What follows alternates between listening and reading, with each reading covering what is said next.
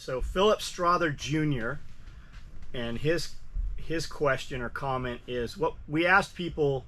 What did we ask people? What would you like you to talk about? What would you like me to talk about? And the question was a little beginner info on raised bed gardens. Okay, here's the basis that's not going to be in any book on raised bed gardens. You can grow a garden in anything. That's it. The question's done. You can grow literally. You could put plants in this. You can put plants in anything you perceive to be trash. If you have animals that you're feeding, and I hope that you do, you can use your feed bags. Do you have dog food bags? Do you have cat food bags? Are they in a poly bag? Most of them are poly bags now. You can literally put dirt in there, roll the top of that down a little ways, and plant potatoes in there, right? Maybe cut some X's or some slits, and don't put them on the bottom of the bag. Put them a couple inches up from the bottom of the bag, and you can plant in there. Do something, right? I don't care what you plant. I don't care how you plant it. Do something. And when you go to the store and you buy Miracle Grow potting soil, you're going to pay $13 for 2 cubic feet of that, probably even more now. And the thing you're going to hear from everybody is, oh my God, you didn't make your own compost. Oh my God, that's urea. Oh my God, Miracle Grow's the devil. And that's all true. But you're doing better than 99% of the people that are probably saying these things to you, because most of them are doing less than you are doing. And even growing in Miracle Grow with Miracle Grow, right? Your stuff will grow. We all know that it explodes and it looks wonderful after you use Miracle Grow fertilizer, Miracle Grow soil, whatever. That's dead soil, if we can even call it soil. It has Miracle Grow in it, which is what is fertilizing those plants. Even with that, right? Even that working against you health-wise, you're healthier than any of those groceries you're going to buy at the grocery store, to include your fruits and vegetables. So just start. Get something. Get a 5-gallon bucket. You could put it in a cardboard box, but John, the cardboard will break down. You're absolutely correct, it will. And if you're really concerned with it, take a bunch of clear tape and cover all of the cardboard with clear tape. Put a trash bag in there if you have to, whatever. Put a liner in there, and then cover the outside. Spray paint. I don't care what you do with it. The point is, in Africa and every third world country, these guys are growing gardens. I see them every day on the internet, right? I'm in groups that these guys are in. And they have everything stacked against them, and they don't know it. They don't realize it, right? They are just growing things. Just do it. That's the beginner's info I would give you for a raised bed garden. And also, you're going to go to the store, and you're going to buy these starts that everybody buys. I do it myself, right? I'll buy 200 plant starts, right? I don't eat that shit. So if you're gonna grow stuff you want to eat, right? Do you hate zucchini? If you hate zucchini, you probably shouldn't grow zucchini, right? Zucchini gets pretty big, a lot of leaves. It attracts a lot of squash bugs and different bugs, which will mess up your cucumbers. They'll mess up your pumpkins. They'll mess up your squash. So if you don't like zucchinis, don't grow zucchini. If you don't eat a lot of tomatoes, I didn't grow hardly any tomatoes this year. Our blight is really bad, and you can, for blight, right, you can put aspirin in there, you can put Tums in there, you can put carbonic, like calcium in there. There's a ton of stuff that will take care of that. But when I really get to the root of it, I don't eat a lot of tomatoes. It's very rare that I'll buy a big ass. If I was going to make a sandwich, like a grilled cheese sandwich with bacon, I would want a nice crisp piece of lettuce, and I'd want a big slice of tomato. I don't grow tomatoes because we don't use them. So we typically grow when you see all this garden stuff, it's funny. People come in here and they want to beeline to Amanda, right? Because she's the girl, so obviously she's the one gardening. Amanda doesn't garden. Amanda does zero outside. If I'm like, hey, come help me, she will absolutely come out here. She's a trooper. When I first bought the tractor, I couldn't really maneuver it very well, and we came in to scrape out 12 inches of goat shit, right? That was really a really expensive motorized wheelbarrow. Her and I shoveled all that goat shit and then drove it and dumped it where I wanted it. And she was out here for 2 days with me doing that, right? But Amanda's time is too valuable to do things she doesn't like to do. If left to her own devices, she is always doing something that is almost always of benefit to me also, whether she realizes it or not. So it's funny when they beeline to her and ask her garden questions. She's like, I don't know, that's not me. You got to ask John. But just do something, anything at all. So what I was saying is we grow cherry tomatoes. I grow cherry tomatoes because they ripen up faster, and I can store them well because I take them, I slice them in half, I put them on the Excalibur dehydrator that we use, link in bio, and I put them in jars. And if ever I have to use that freeze-dried chicken and that Alfredo sauce and all that pasta, I'm going to have at least a little flavor from some sun-dried tomatoes in that thing. So that's that. Greg Roberts asks, I know it doesn't affect the temperature of the water in your pool, but I miss pulling the thread type discussions. Politics, conspiracy theories, etc. Always up to hear thoughts on current events. So, pulling the thread didn't really start as that. It was just me and Jeff talking. But I also had Josh and I had Gabby and a few other people around us when we did that. And Gabby was really good about researching, right? So that's kind of like, she was kind of like Joe Rogan's Jamie, right? We would just say some shit and she would come up with the supporting evidence for it. Scully, no matter what I said, always knew something about it. And it baffles me to this day how that was even so. A lot of times I would just say some off the wall shit and he's like, oh yeah, that happened in 1922. Like he just knew it. So Jeff is retired. Jeff has a little farm. He's got some cows. Whatever Jeff is doing right now this minute, I assure you it's exactly what Jeff wants to be doing. His mother is older, so she is there with them on the property, living there, and he is just, taking care of his mom and doing things there on the property. I have offered Jeff, I'm like, Jeff, I'll give you $1,000 a day. Come in here, let's record. Jeff won't do it. Jeff has no desire to do that. He didn't want to do it when we did it. He never wanted to be on camera. So kind of him escaping, he's out, right? He's free. He's never coming back. He's been on the other side of the fence. He's not going to come back. So me doing that would be a full-time job because I don't have people around me. Now I can talk about it, but what I know is kind of limited and it's already out there on video. We could redo some of it, but I'm kind of like a one-trick pony when it comes to that. And it really is a full-time job. If I'm around people, like this last weekend at the Swales class, we had a lot of free-minded people here. And in the evening, we sat around for 3 or 4 hours talking conspiracy theories. And I can throw my stuff in there, but I don't know a lot. I just know a lot of things that people hadn't heard before, right? So that's why we'd always say, don't trust anything I told you, look it up for yourself. Because I was hoping that you would look it up and then I would learn more from you guys. And maybe we'll do that when I get the right people to the right or left of me. I just don't have those people right now. Austin's real good with that. He's great at looking things up and finding things. But it really is kind of a full-time thing to do those. Byron Roberts says, when you were starting out, did you make anything that you thought would be a big seller, but it wasn't?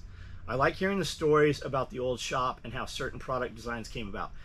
I don't think so. Nothing comes to mind. Back in especially the beginning days, we were doing highly custom stuff, mostly for SEALs and recon guys.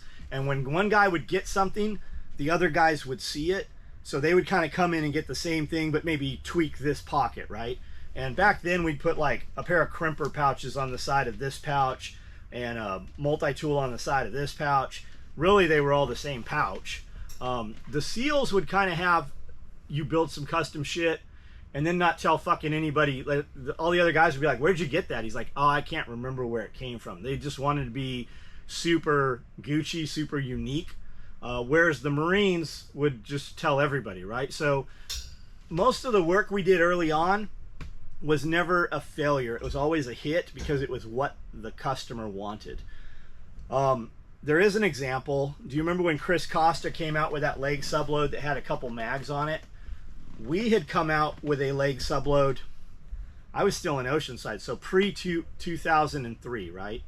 We came out with a leg subload, which is now our modular leg subload, our 3x6, right? And it will allow you to put 3 rifle mag pouches. You can put 3 mags, you can put 6 mags, you could put some pistol mags and a couple rifle mags, whatever you want. And it's not really a subload, it's more of a drop. hangs off the belt, has a single leg strap. We came out with that, brought it to market. We didn't sell a couple dozen. They never took off. The market wasn't ready for it when we did it. Everybody liked the big drop with the hanger, rigid panel, 2 leg straps. That's what people wanted. So we didn't really sell many of these.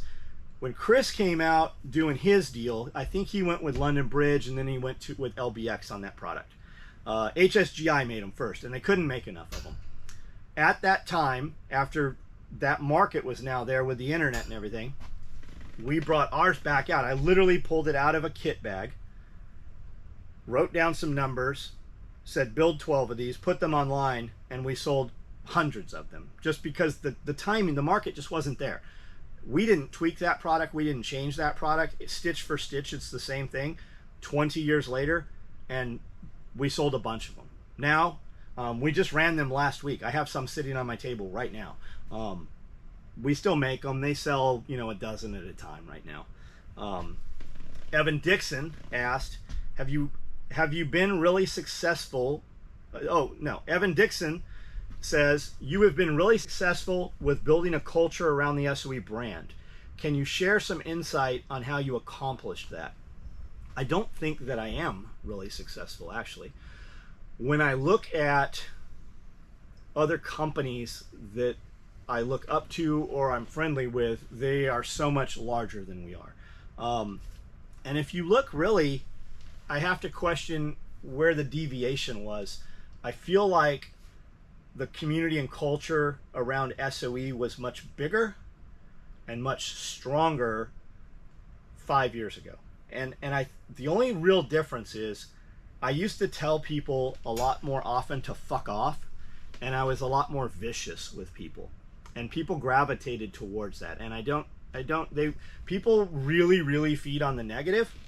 And for me to grow and go where I want to go, I had to let that negative shit go, because I'll dwell on it. And I really believe that if you put out negative, you're going to get a bunch of negative back. And if you put out positive, you're going to get a lot of positive back.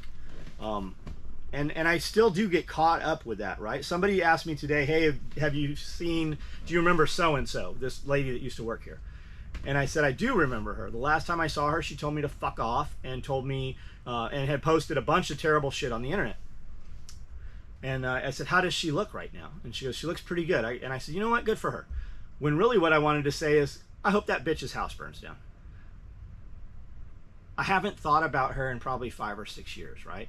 So for me to wish evil upon her, I don't want to go down that road. I just want to continue to keep doing what we're doing.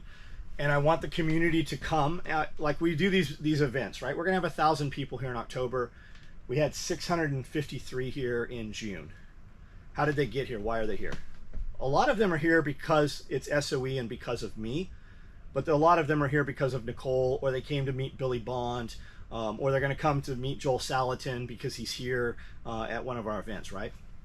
I want to meet these people, but I'm not ever going to leave here with what I'm doing to go meet them, right? So I need to throw an event so awesome that they want to be a part or would be willing to be a part of what we're doing. And we have kind of changed the community. Everybody is still welcome. We have people from all walks of life come to our events.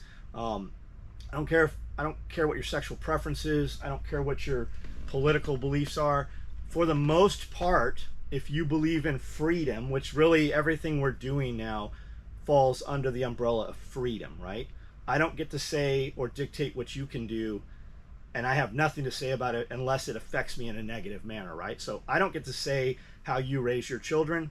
I don't get to have an input on your sexual preference. It doesn't affect me. But everybody that's here is freedom-minded. So most likely, we are not going to have some raging, radical, crazy liberals here. If they come, we're probably not going to have that conversation, or they're going to hear our conversations and they're not going to come back, right? But the door's open and everybody's welcome. We're all here for something in common interest, and really it all comes down to freedom. How do we grow food? How do you protect yourselves? How do you run a business? How do you run a business if the government tries to shut down your ability to do business? Things like that, right? So as far as how you build community, you just have to do really good shit. And lately, a lot of the marketing stuff I've been watching, a lot of the social media marketing channels, it's about you sell you, right? This is what I'm selling right here. And then my money comes from selling SOE. I don't think that I even have any SOE products in this entire building right here. I have, my belt on, maybe. I probably have my wallet with me. But when you just put up product over and over and over, you're not going to get new community, right? You're not going to build community around product. You have to have people, you have to have personalities, you have to have body, you have to have a face, right? Lead singer, poster of the lead singer for the band, right? So just do good shit, right? Do things that you know are right. When you're about to do something that's kind of questionable, you know that you're about to do something wrong, right? So do good shit worth doing, and good people will show up that you want to be involved in. And that typically holds true. Have events, have accessibility. I do a video almost every night at 9 o'clock on YouTube. Where can you go on the internet anytime, ever, and talk to the CEO of a company, much less the guy who started the company 30 years, 35 years ago, and literally have a conversation about almost anything you want to talk about? Now, you might not agree with the words that come out of my mouth. If you like everything I say, just wait. I promise I'll say something you don't like. At the end of the day, though, you will know exactly what I thought. And sometimes I'll change my mind, and sometimes I'll even be wrong. And I'll tell you, if you send me some shit that proves that I'm wrong, I'll generally tell people, hey, I was wrong about this, and here's the other side to it, right? Just do good shit and be accountable, right? And that's a lot of the social media posts that I make all the time. It's just accountability, right? When we do these events and I have people here every 3 months, every 4 months, they expect this place to look different. Not just covered in snow and then weeds everywhere. They expect progress. And that's accountability, right? So they want to more and more be involved with what you're doing. So do good shit and add value and give more value than is expected. And I think that no matter what you're doing, you will do well doing it. And that's why, you're wrong about how you're not good at doing it, because you sell your lifestyle, you don't sell your product, and you do what you want to do. And the community I think is stronger now, but with less people, because you had more people willing to watch you complain about something or get angry at somebody, but they're not going to show up here and hold you accountable for what you're doing here. There's less people now, but they're better people. I mean, yeah. And part of that too, right? Mm-hmm. The accountability thing was when those guys would come in, right? They like when I'm like, yeah, we're gonna fuck this dude up. We didn't really fuck anybody up. Yeah. But if you said some shit, we were going to do things that would affect your life, right? There is a repercussion for everything you do, mm-hmm. whether it's positive or negative. And then when these guys would come in here and do some stupid shit or some underhanded shit, they didn't like it when that energy got pointed towards them, right? Yeah. When they got excommunicated from the group, when they got unpersoned from everything that was, like, you come in here talking shit about James, like there was a dude who had, an example is there was this dude all over the internet when we were posting shit about Jaeger, mm-hmm. and he's like, yeah, he's just a paid shill for whatever suppressor company. Mm-hmm. Well, this guy worked for that suppressor company.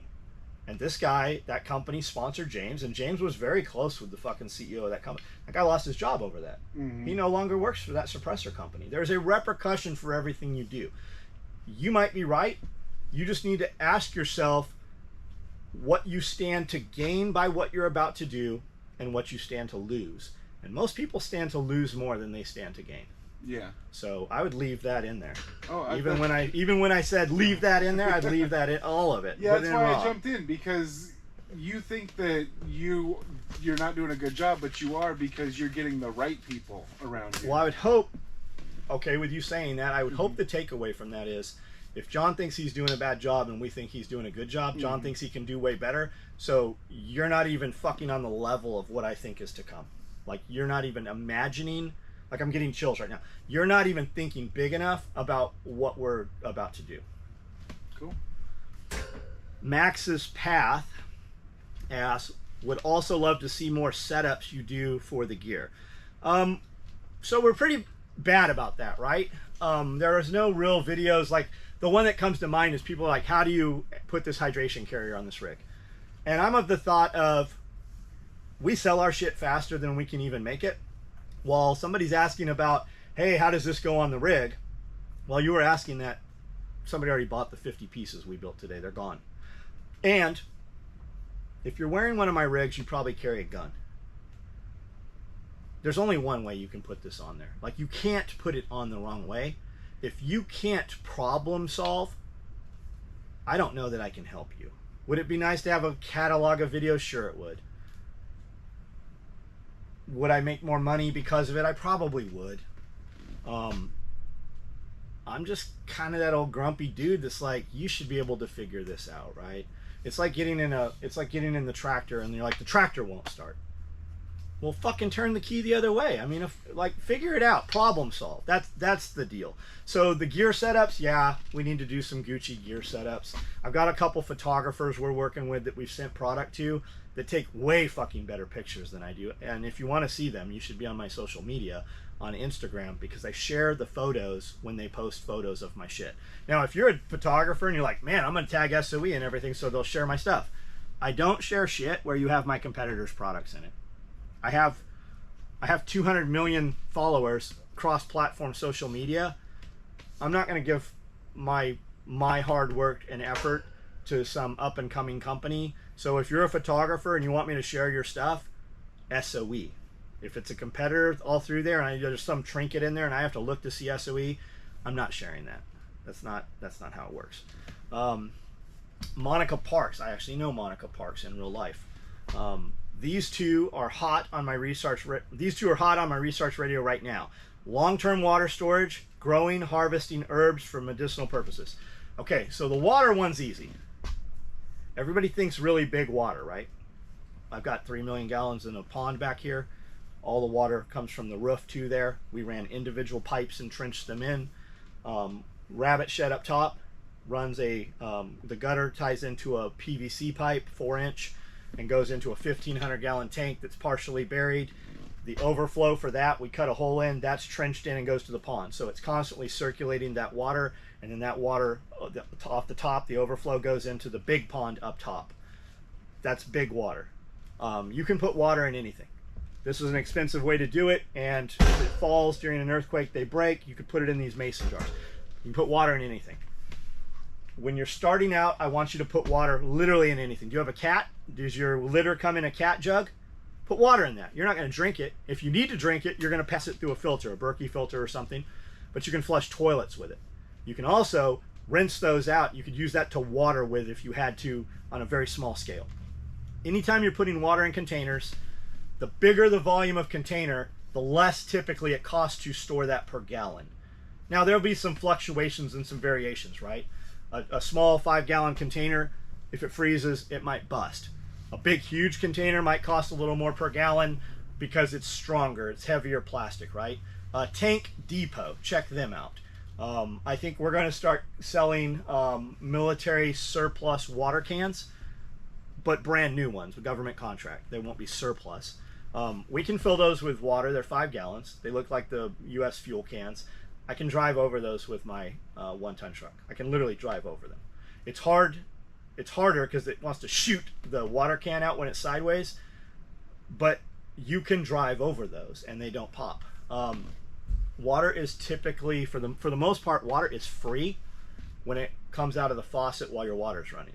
So put water in things. It can be 55-gallon drums. It can be IBC, International Bulk Containers, 275 to 350 gallons come in the cage. Those are heavy. The 55-gallon drums, you can lay them on the side and kind of roll them places. The IBC tote, you're not unless you have a forklift. We can move them with my skid steer. With a tractor with forks, you can typically move them if your tractor's big enough. We can stack them on top of each other. Lately, we've been using those cages to put firewood in. But there's not a lot of mystery to water. Have some bleach and know that bleach has a half-life to it. It degrades and is not as strong or potent. Have something to make bleach. Bleach is basically made from salt and an electrical charge with something wet, right? You could use piss. You could use water. You could probably use saliva and make bleach from this. MSR makes a kit called the Myox. It's a little pin. The Marine Corps issued them for years. That makes off of a 123 battery and salt crystals, and you add some water to it, and it gives you a shot of bleach, which will, it'll treat, I don't know, hundreds of gallons of water. They make a bigger one for a village, the village system. It's like $250. So bleach generator, chlorine generator, filter. I think that everybody in this audience and every other audience in the world, I believe you should have a Berkey water filter. The stuff coming out of your city water is not good for you. There's toxins. There are things in there that kill things that will kill you. But in the interim, it accumulates in your body. You always hear, my endocrine system's messed up, right? I'm not fat, I'm just big bone. Mom says my endocrines. So endocrine, they put bromine and chlorine and all kinds of things in the water that your body absorbs, and it keeps your body from uptaking iodine. Iodine controls your endocrine system.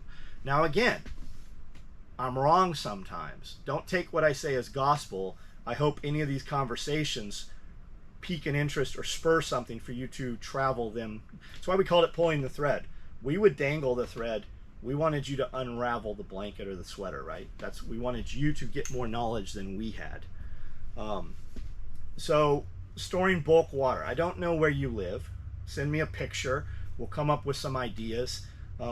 You probably have, if you have stairs in your house, most stairwells are a dead space underneath. You can store a ton of, find your friend that drinks 1 gallon soda or Arizona iced tea or 2-liter bottles of soda, fill them with water. Have those filled with water. Do that. Huge amounts of chlorine in there. So that's what I was saying. I got in the shower. Sometimes you get in the shower, you run the shower to warm it up, and it just smells like a community pool in there because there's so much chlorine. That's because the water treatment plant is right on the other side of the gas station. Well, as I was going to say, I see it right there, so you have it really heavy here. The other thing they do is when they have a breach and they're repairing the street, they shock that system. Yeah. And that's calcium hypochlorite, I think is what it is. It's literally like a rubberized tube. It's about this big. It's 1 pound. And that stuff, they just put it in the open pipe when they seal it back up. Yeah. So it just kills all that. And remember too, like with treating water, by the time you receive a boil water treatment advisory, that's because some people already got sick. It's already too late. You should always treat your water anyways. And by treat it, I mean you can chemically treat it. I would prefer that you pull all that stuff out, because a lot of the stuff they're putting in there to save you is detrimental to your health. Now, this Monica's second question was about growing, harvesting herbs for medicinal purposes. There's some wonderful books. You should read them. A lot of the older books will even be considered witchcraft. Women are always poisoners. There's some awesome poison gardens, like black magic kind of gardens around Europe. I believe there are some kept in the United States also. You would be amazed at what you have access to. I know that's not what you asked. Herbs for medicinal purposes, right? There's a ton of books on that. You can even get degrees in it. There's online classes. There's TED Talks on it. I'm not the dude that knows, like, I just could scratch the surface. As far as growing stuff, though, get you a little hothouse.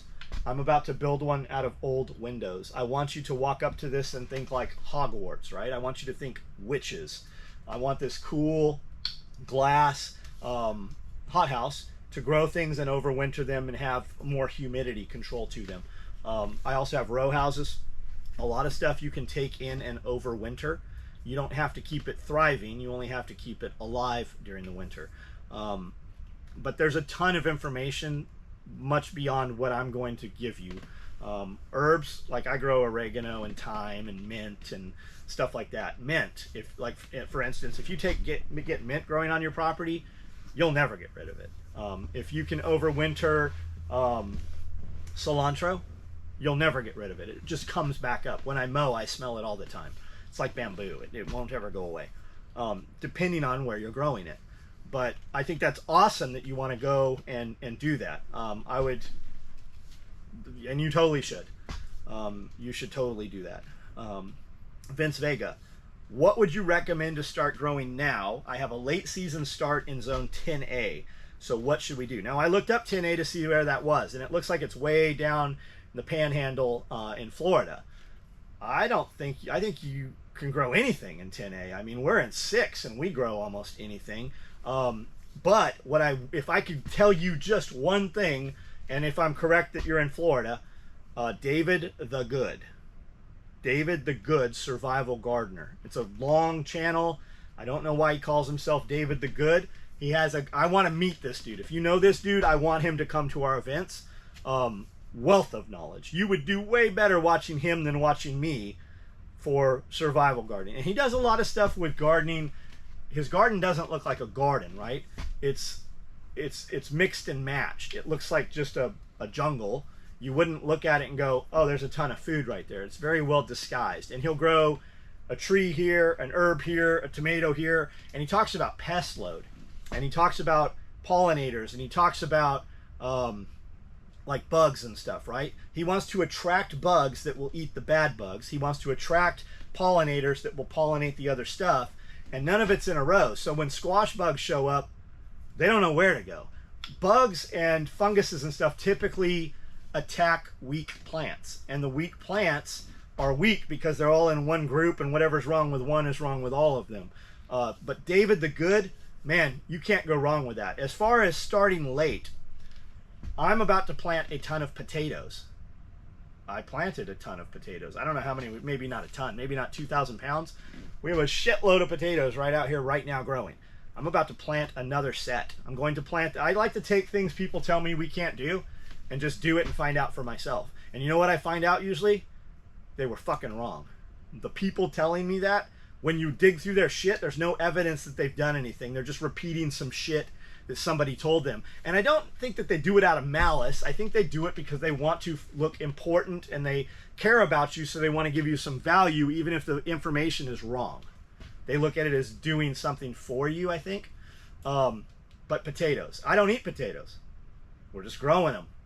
We're just growing them. If you don't eat potatoes and you're like, I don't want to grow some shit I don't grow, sweet potatoes. You can grow sweet potatoes from the vine. You can eat the leaves, let them set for a few days. They'll kind of soften up. Treat them like spinach, put them in bacon grease. You can chop them up and put them in salads. You can wilt them. You can do what your animals will eat them. Sweet potatoes. You can take a cut of that vine, just like Charlie, right? If you ever, if your grandma was a gardener, any of those creeping vines or spider plants, and you just clip them and put them in dirt and they kind of grow more roots. You can do that from sweet potatoes. I have some in a coffee cup right now sitting in the kitchen on the counter. We just take a piece, 5 inches, 6 inches of vine, it'll grow roots. You can take that little vine, put it in dirt, and it will grow a sweet potato, and it will populate the potatoes under the ground. Sweet potatoes are also not true potatoes. We put in a 6-pack, like little starts, 3 years ago when the Kufis first started, and we left it out through the ice and the snow, and when it warmed back up, it vined again. When we dug it up a year later, there was 17 pounds of sweet potatoes. We never watered these either back then. That 17 pounds of sweet potatoes is 2 years later, right now, maybe a year and a half later, sitting in a Rubbermaid container in the gear area. Sprouted. I took a sprout, well, the cats, there's 2 sitting by the kitchen door where it's much warmer, and those look much healthier, like they're just growing. We haven't ever watered them. They're starting to put little flowers on, like it's its own organism, right, with no soil, no water. The cats came in and were playing and broke one of those stems off. I put it in water, it's growing roots. You can grow sweet potatoes all the time. If it gets cold, if you have a cold shock coming, you can build frames depending on how you garden. I don't know if you're gardening in the ground or you're gardening in raised beds. Me, I'm lazy. I have a whole gym. I do plenty of leg workout. I don't want to bend down and harvest and do things, right? So I have a lot of raised beds. I probably have 50 of them. Plus, when we fly the drone, they look pretty badass. We can make different shapes and shit out of it. It looks neat. So you can grow the sweet potatoes there. You can build a frame that will sit just inside of the edge of that thing. And you can move it on and off. You can cover that in bug netting so that the moths can't get your cabbages. You can cover that so that the bugs, the squash beetles can't get to your squash. You can also put clear plastic on that so that it will add heat to carry you through a frost. There's a ton of stuff you can do. Can you come indoors, right? And how indoor do you even have to come? We're about to build, we're about to do a lot of shit, I guess. We're about to put on the back side of the building where the bathrooms are, we're going to use that as a common wall and build a hothouse there. And it's not going to really be heated. It's just going to have the thermal sink of the building.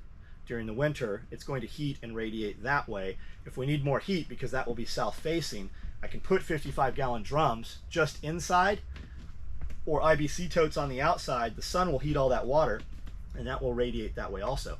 And if we put them on the inside wall, we can use those 55-gallon drums as a table surface or a workbench surface and put a lot of growing plants there. We could start 3 months early our starts right there, and through the night when it gets cold, even if it freezes, that water will be warmed. It'll be 15-20 degrees warmer, and it will just dissipate through the night. Everything's doable. It's just how do you do it? I don't know that I answered your question. The thing with the raised beds too is you're talking about bending over. If you ever anticipate not being able to bend over, you got a bad back, you got a bad knee, stuff like that, raised beds are way better than putting it in the ground. Yes, much more comfortable. Yeah. Plus, it's just fun. They're pretty, man. They just look nice. Yeah, I look at mine and I'm like, look at that. Look at what we got. Yeah. And I only have two. You know? I'm in some raised bed garden groups. I'm in some square foot garden groups. And a lot of the guys from our private group will send me pictures. They're like, hey, check this out. It looks like yours. I like, man, that thing is amazing the way they have it. It was set up like a star and had a fire pit in the middle. Oh, that's cool. And I'm like, oh, yeah, I see why it does kind of look like ours. Yeah. But they definitely took a lot of time to organize that thing. I've got some plans, hopefully, for next year. I want to build something that's 3 walls of a square that you can walk into, and then all of your raised beds are, at waist height right there. Love it. Yeah, so like it's kind of like a work area that you can go into, and you have your entire garden at waist height.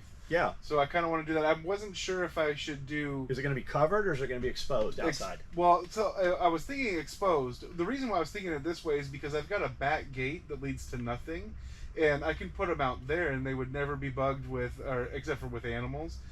But we were talking about Annie. We think she lost her stuff. It was because they weren't covered. I don't think.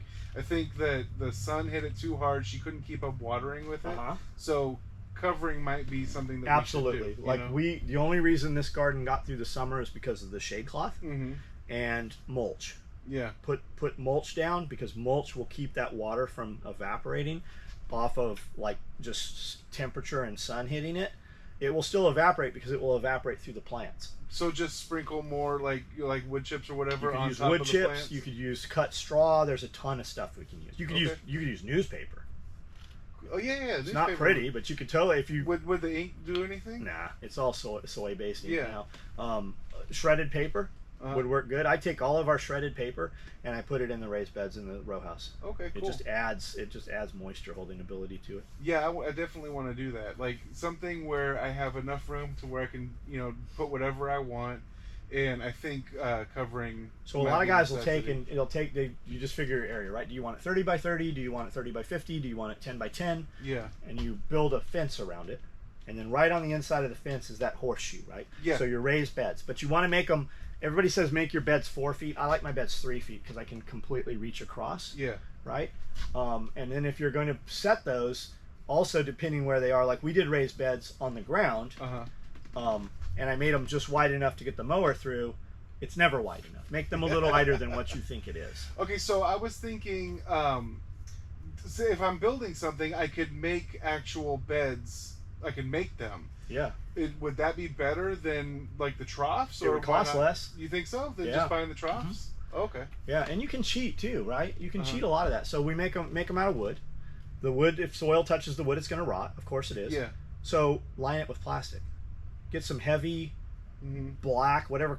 I say black because it looks better. Yeah. Get some heavy black plastic. Put that in there, right? Now you don't have that soil to wood contact constantly. The wood's going to last longer. If we're really concerned about it, seal it or paint it. Thinking, yeah. If you want it to all look uniform, that's why I did the carts, right? I wanted to be able to roll them around from when the sun changed direction, so they weren't getting cooked in the summer, and I could roll them in the greenhouse in the winter. They're expensive, but they all look the same. Yeah. Like last year, year before, you couldn't find these things. We were at Tractor Supply yesterday. There's 10 of them sitting there because at $160, I think number one, people are out of money. Yeah. And I think $160 is just enough that people aren't going to buy them.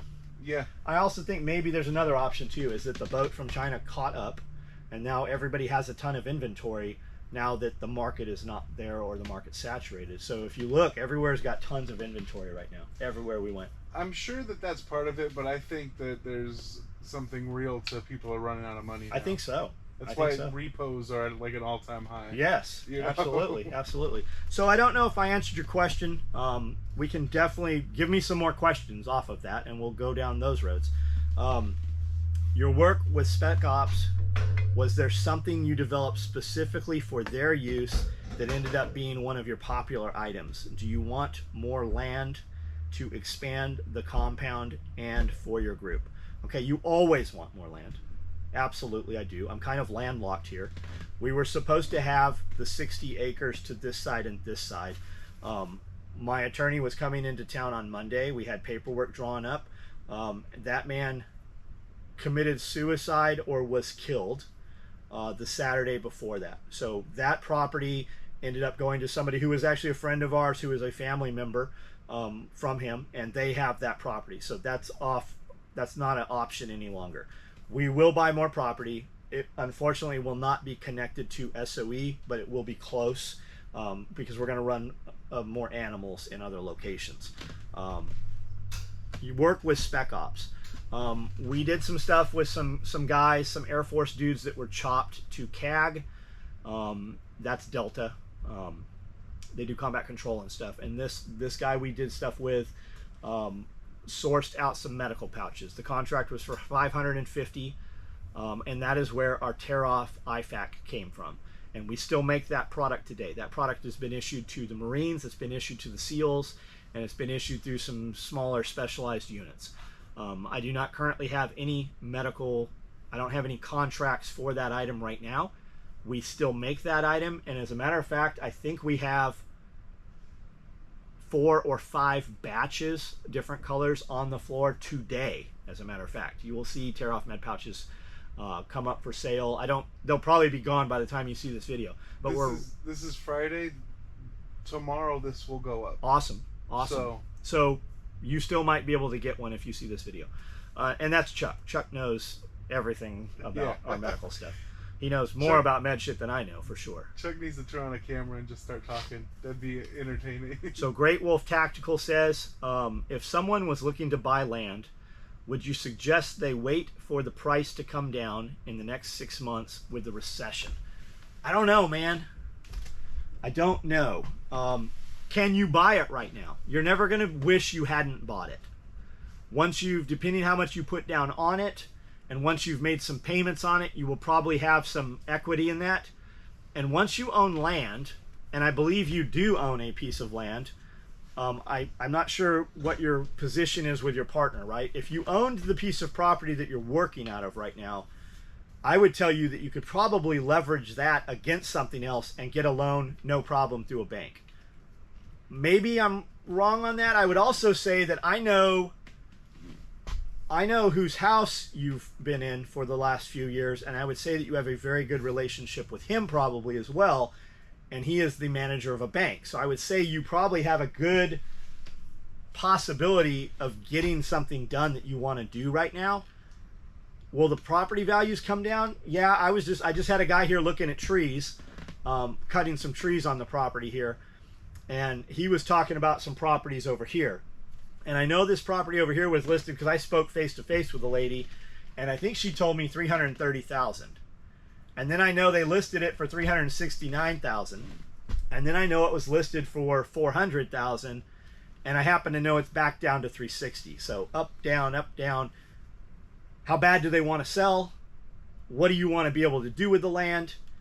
I know a lot of people are like, I'm only going to buy 2 acres because that's what I think is obtainable for me. You are always going to wish you had more land. What if you bought 2 acres and then somebody came in next to you, all around your acreage next to you, and ran a forestry mulcher and cut down all those trees, and now you have 2 acres of land and you've cut your trees down and now there is no shade whatsoever. There is no barrier, right? You will never wish you hadn't bought more property. I have some notes for this one because this is my shit. First of all, let me sit up here. First of all, the answer is yes. Buy it now. The answer is always yes. And I have a reason why. I've dropped some numbers down here for you. This is a friend of ours. I don't know if you know him. I know exactly who he is. I even have, I found a piece of property. I don't know near where he is. Good. There's a lot of it there. Yeah. 250, like let's just say $250,000 because that's like average for a house or a piece of property that we're looking at. Most people put down 5%. If you could find a place that has a house that you can live in, you could almost get away without putting down a down payment at all. But if you're not living there, you're probably gonna have to put down 20%. So I chose 5% for this scenario. It's what most people end up putting down. Right now, the Federal Reserve interest rate is just above 2%, which makes mortgage payments or mortgage rates around 6%. So if you put down 5% on $250,000, your monthly payment would be $1,911. In the fall of last year, the interest rate for mortgages was about 3%. And if you did everything the same, it would be $1,488. So just because you didn't buy last year, you're paying $423 more per month. What's crazy about that $423 per month is it's an extra, over the life of the loan, it's an extra $155,000 that you pay. Now, what's really shitty about this is if you were able to qualify for $250,000 in the fall of last year, you now have to qualify for almost $400,000 this year because that interest rate doubled. And it doubled because the Federal Reserve doubled theirs. They went from 1 to 2.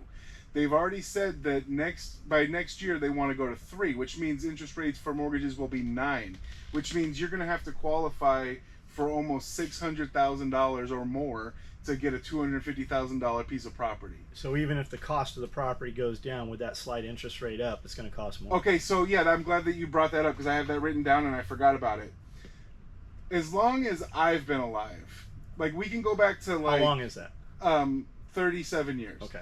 We can go back to the Depression. I don't know the numbers on that, but at least as long as I've been alive, and I know that he's similar in age to me, when we're talking about these huge housing markets burnt down to the ground, everybody lost all their shit. They lost all their shit because they had an adjustable mortgage, and houses actually only went down about 10%.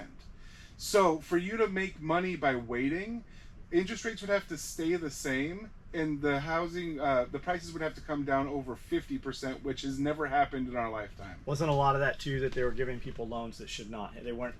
Yeah. So they weren't verifying employment. They were giving people who should have bought, $1,000 a month house. They were giving them a $3,000 a month house. What they call them, I think, ninja loans, no income, no job loans. Which is what just happened during the CUFIS, right? For the cars. Everybody bought Challengers and Chargers, uh-huh. and all these companies, they were not verifying employment. So you had two people with an $80,000 showing an $80,000 income or whatever, but they weren't real incomes. No, not at all. So the big one that they used in the movie about it is a stripper had like 10 houses because they also call them a stated income loan. You just tell the bank how much you make and they believe you.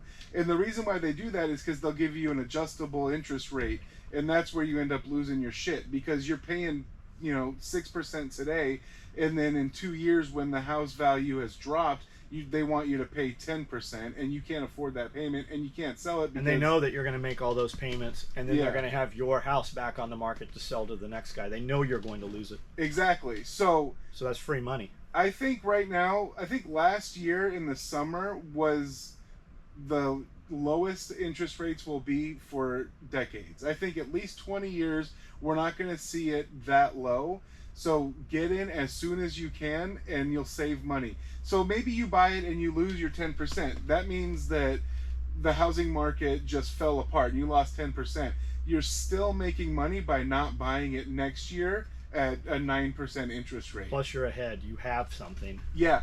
Yeah, and right now it's not slowing down. I mean, it's kind of slowing down. In my neighborhood, it went from houses selling in 5 minutes to houses selling in 2 days. So that's the slowdown. They're still selling at huge prices. Which is, yeah, even though it's slowed down, it's still 10 times more rapid than exactly. it was a year ago. Yeah. And that's what I was going to say. I kind of know the general area you're in, and I found a 68-acre piece of property for $295,000. The only problem is there's no house on it, which means you can't live there, which means you have to put down 20%. But it sounds like you have another piece of property that you could leverage for that 20%. So you can own 68 acres cheaper now if you buy it right now today than you will next year. I gotta pee. You want me to stop this or just keep I don't care. Okay. We're gonna see double-digit mortgage loans by the end of next year, and nobody will be able to afford anything because the house market exploded so much that a housing crash can't crash far enough down to compete with it. Yeah.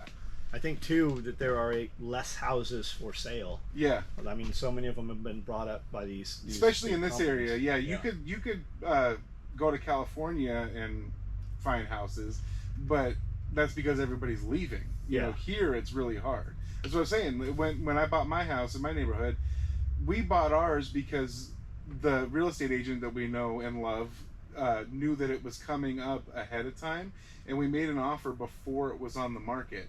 Houses around me literally hit the market for 5 minutes and then were sold for $10,000-$20,000 over asking. Yeah. Now it's a year later. It takes a few days, but like still a few days is nothing. My friend's wife is a real estate agent, and she has sold or found and broker, done the deal for 12 people we know probably. Like there was dudes here this weekend telling me that they went through her that I didn't even know went through her. Yeah. They're like, yeah, we heard you mention it, so that was cool. Yeah. Chuck People says, what skills or classes do you want to take or concentrate on? So I assume you're asking me that. Probably not what you would think, but I need to put more time into the social media thing, right? Making our content look better, just our short form content, TikTok, Instagram. I'm real good about, hey, I have 12 of these cups available. Here they are, they're online. And I don't tell you anything about it, right? Buy it, don't buy it, I don't care, because while you're thinking about it, 100 other people tried to buy it. That works great for our community, the people that know the product. But there's a lot of people on TikTok, for instance, that don't have a clue who we are, right? So we need to tell them, I need to do better with that, right? I need to have better photos, better short form content. That's really what I'm looking at. I need to probably learn how to do some kind of online, like graphics, computer graphics, right? I can take a concept and go, hey, make this ours. I can kind of tell people, but what I picture in my head is oftentimes not what comes out. That's why I put it to 4 or 5 different artists, and I pay for art from 4 or 5 dudes, but we only use one, the one that I like the best. I need to be able to kind of do that so that it gives them some kind of direction in which way to go. And I'm very lacking on that. Really, I need to hire somebody, but it's not a full-time job to do that here. So I don't know that I answered your question, but Great Wolf again, what is the most overhyped thing in preparedness? We want to buy things, and it gives us a false sense of security. And I don't know that it's even a real sense of security as much as it is an endorphin release. Just like, having sex, and when you come, you've achieved it, right? It's over and you're accomplished until you want to do it again and again and again. Same thing with preparedness, right? There's so many of these groups I'm in, and I have to assume, because that's the majority online and the majority of people are online, hey, I got $15 to spend this week, what should I buy? You shouldn't fucking buy anything. You should figure out how to have $1,500 a week. And people are like, well, you're just poor shaming or whatever. Nope, that's just your weak mindset. Everybody wants to go and buy some sense of security. They want to buy something. They don't want to do the work. And when you look at them and you're like, hey, push-ups and bodyweight squats don't cost anything, Why don't you do some of those? They don't want to have that conversation. Hey, you're on 5 types of medication that is self-induced, and if you just ate meat for 6 months, you probably wouldn't have to take any of those medications. But they don't want to have that conversation, right? The only conversations they want to have are, I have 4 of these, right? Whatever this, I have 4 of these candles. And then they want to have 10 ways to light the candle. Neat, but they don't want to do the work, right? They're not really going towards anything. I like to tell people water is free while it runs out of the faucet. So how come when I walk in your spare room, it's not full of bottled water that you have put in bottles, right? They just don't want to do that. I'm sure other people, and feel welcome too. Any of these comments that I've made, add on to them, because you guys will take us in another direction completely for another video. You'll give us something we hadn't thought about. I do implement things a lot. Like, we've got 100 projects here working, and I pick up things all the time with the intention of doing and shooting videos on them. And I am not structured or scheduled in any manner. I really need a handler. It's like, okay, we're going to shoot these things, and I just walk into a room and all that shit's there and just talk about it. We've used all this stuff. I just don't put it together. Like, I've got all these rechargeable batteries right now, and I've got a solar generator, and I have solar panels, and I have battery packs, and I've got Goal Zero, and I've got Blue Eddy. We've used every bit of it. We actually carry it with us frequently. But I haven't put a video together, right? And we need to. But a lot of people just want to buy their way, and they don't ever take the stuff out of the boxes. And if you have a prepper bunker or a storage unit, right? This is a 14 by 40 foot shed that I bought. It's fully insulated. It's spray foamed on the bottom. It's got 2 mini split head units in it. We can drop the temperature to probably 30 degrees in here, 40 degrees. And we just use it. We're going to tiny house it for in case we need to ever put people here. If the power went out for real, it would be much easier to heat and cool this than it would a big, huge space. And we just shoot videos, and all the overflow stuff that I don't want in the building, or something's in the way, it just gets set out here when we have a ton of people in town. But I have tons of stuff in here that is here, number 1, because I wanted it, and number 2, because I can build content around it. There's brand new unopened boxes of all kinds. I see an alpaca kerosene stove. I see a deluxe propane stove with a dual burner on top. I think that's Country Chef or something. I see Milwaukee pack-out trays. I see Blue Eddy solar panels. I see all kinds of gas cylinders for jet boil. I mean, you name it. We have it because, number 1, I want it, but we'll do content. I just am terrible about getting around to doing that. I have so much other stuff that I'm doing.